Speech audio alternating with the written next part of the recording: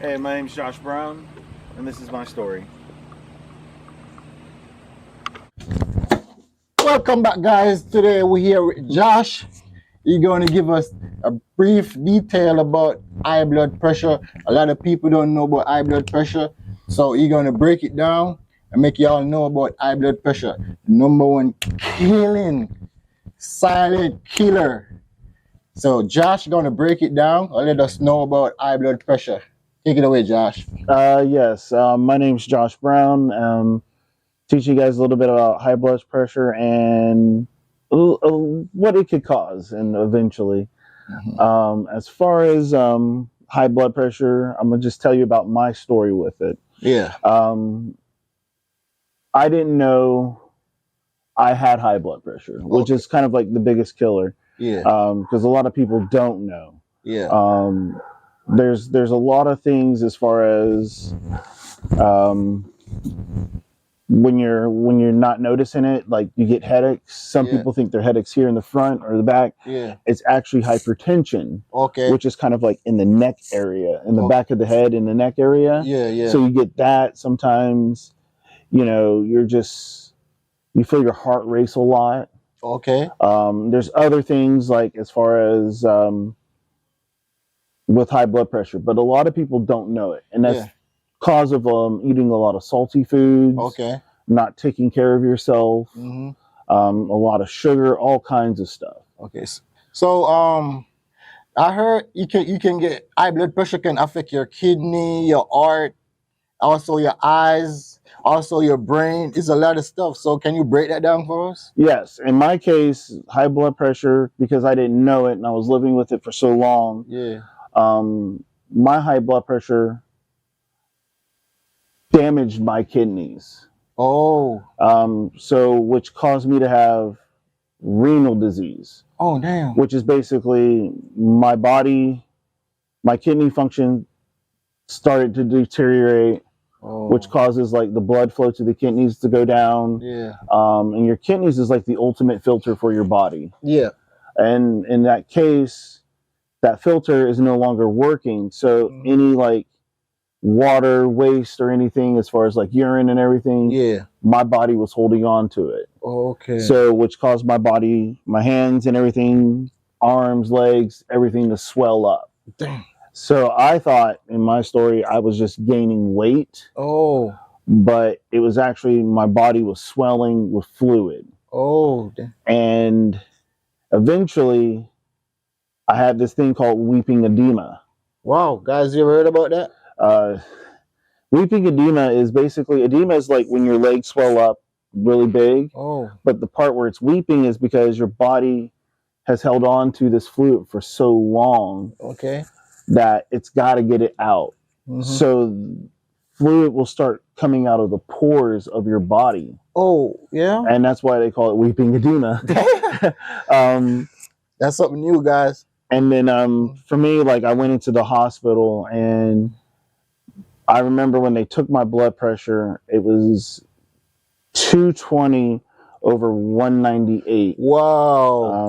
Guys, sorry, you could die. That can kill you, man. Yeah. That's why they call it the silent killer. Because you didn't even know that your blood pressure was so high.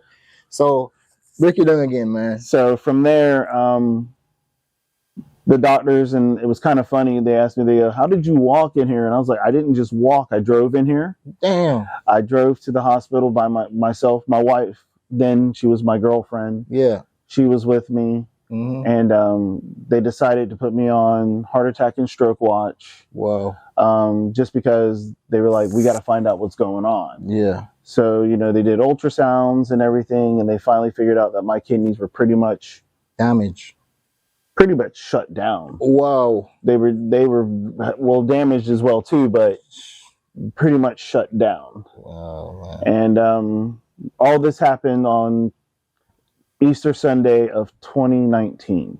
Wow. So I remember that date very well when I was diagnosed, and I was in the hospital for a week. They were working on getting all this fluid off of me and everything, and then eventually November 22nd, of 2019, I was officially put on dialysis. Ooh.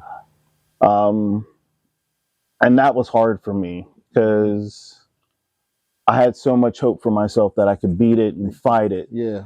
But it was just that moment of being told that I was going to be on dialysis and having to get the surgery for this. I have a catheter port in my chest. Wow. That was a temporary port. And then I started doing dialysis, and that was also Christmas Day, or I wouldn't say Christmas Day, a couple days before Christmas. That's when I proposed to my girlfriend. Okay, that's nice. That's nice. Because I didn't know how long I was going to be living for. Yeah. You know, that was kind of like, it wasn't like a last ditch. So sorry to cut you. So it's like you give up. You just say, all right, I'm no longer going to be here, so I'm just going to marry my wife and let her know that you really, really love her then. Yeah. So, okay. Yeah. That's nice, man. I just, because I was like, if, I at least want to, be married before I go. Exactly. And I loved her very much. I still do. I'm married to her now. So did something great. That's very nice, guys. That's very nice. Continuing on, I had some other surgeries where I had a PD catheter installed here on my right side. So it's kind of a hose that goes into like your stomach area where I could do home dialysis. And I had a fistula, which is in my arm, in my scars and everything right here. That's installed for just in case dialysis. If that PD didn't work, I can go back in dialysis. They would inject 2 needles here. As you can see right here, I got like 2 little marks. That's where they would install them at. And that would help filter out through dialysis. Yeah. I know you guys keep hearing me talk about dialysis and everything. You're like, what is dialysis? Dialysis is like I go to a center, and basically what they do is they take your blood and the fluid that's in your body that you're holding on to. For me, in that case, that was for me. It filters everything out. Okay. So it's almost like every day, it's 3 days out of the week. When I first started dialysis, I was going for 4 hours. I had to sit in a chair for 4 hours, hooked up to this machine that's filtering out my blood, which my kidneys would do. Wow. So it's just a giant machine that's basically a kidney. And I know everybody's kind of, you're probably wondering, why don't you just get a kidney transplant or this and everything? It's not that easy, because there's a lot of factors that go into getting a kidney transplant. So guys, high blood pressure ain't no joke. It's a serious thing, man. Yeah. So from there, the machine, it actually, you're hooked up to this machine. You can't go anywhere. Everybody asks, does it hurt? No, you don't feel anything. Wow. But it just filters out all the blood. You can actually see it when it's a line is crossed against you, and you see your blood, and it's kind of just going through, and it filters out everything. So it's kind of like blood goes this way, clean blood comes back in. Wow. So it's your own blood, and it's just cycling through your whole body. Wow. So you don't feel it or anything like that. Wow. Man. So it's a very interesting take. Wow. But throughout that year of 2020, COVID happened. Yes, I was still working. It didn't tear me down from basically not working, because I know a lot of people, when they do get on dialysis and other things, motivation goes down because you're like, I'm stuck here. I can't do anything. No, you can. You just got to really work. Everything, your whole diet has to change. So like if you're big on salt, cut that out. I'm not saying cut out all salt, but especially iodized salt. That is the biggest killer right there. More natural salts are better for you. Okay, cool. You just want to portion out your meals and everything. Like I'm not telling people, hey, you can't eat what you want. You have to eat these or this. No, you can still eat what you want, but you have to really portion your meals. Certain things you can and can't have. I know, like, while being on dialysis with renal disease, I'm not allowed to have pretty much tomatoes or potatoes, heavy starches like that, and a few other things. Dark sodas, that's a big one. Watch out for dark sodas. Those I recommend not drinking them at all. Cool, man. Now throughout 2020, I was on the PD cath. I did get a promotion. Yeah. That's how I know Jason from work. Yeah. So I forgot to say that. Yeah, We work together. Yeah. I've known Jason for years. And, 2021 hits. And, it's really pretty much 2 months before my wedding and everything. So I'm super excited. Yeah. I got my family. Everybody's coming. And my dad comes down with COVID. Oh, wow. And my mom, being who she is, took care of everybody. Yeah. So she took care of my dad during COVID, and she didn't realize she had COVID. But the hardest part is she had pneumonia too. So my God, man. Yeah, so I came back home when I found out she was sick, and I was trying, getting taking care of her. Yeah. It was hard getting her to the hospital because my mom, I can honestly say she's stubborn, but she wanted to be near the family as much as she could. But I had to beg and plead her to go to the hospital. Okay. Eventually she went to the hospital. She thanked me for going to the hospital. Yeah. And that was a hard time because when she thanked me for going to the hospital and getting there, that was the last conversation I had with my mom.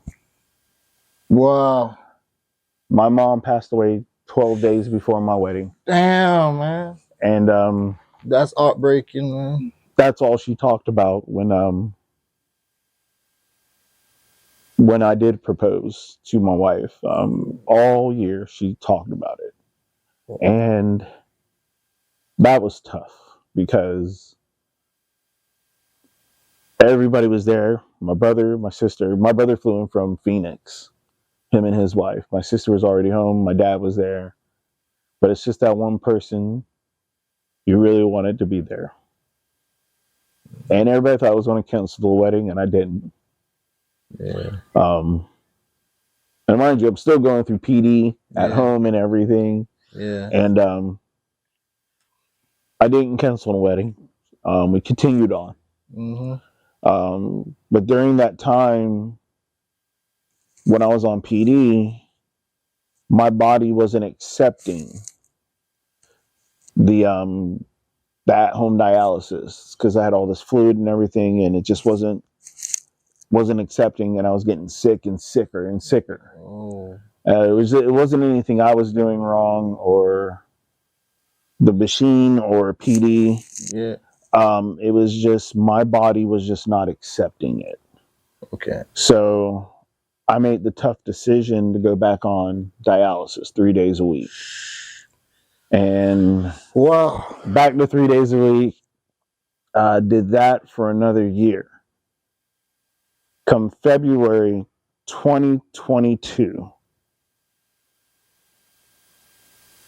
I went to MUSC Charleston and did testing for the transplant. Now, mind you, when I was saying, back to what I was saying before about the transplant, it's hard because there's got to be certain factors as far as, your phosphate levels can't be high. Your blood's got to be good. You got to have, there's a list of things you got to make sure that are in this little tiny box of an area where everything's good.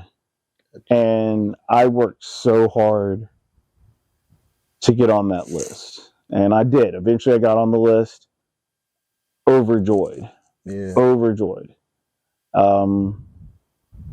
And it was a fast turnaround because by September of 2022, I got September 8th, actually, 2022, I got my transplant. I got my kidney. And I told myself I'm going to do everything in my power to make sure I can make this thing last as long as possible. And I did. After a year and a half, after a year with the kidney,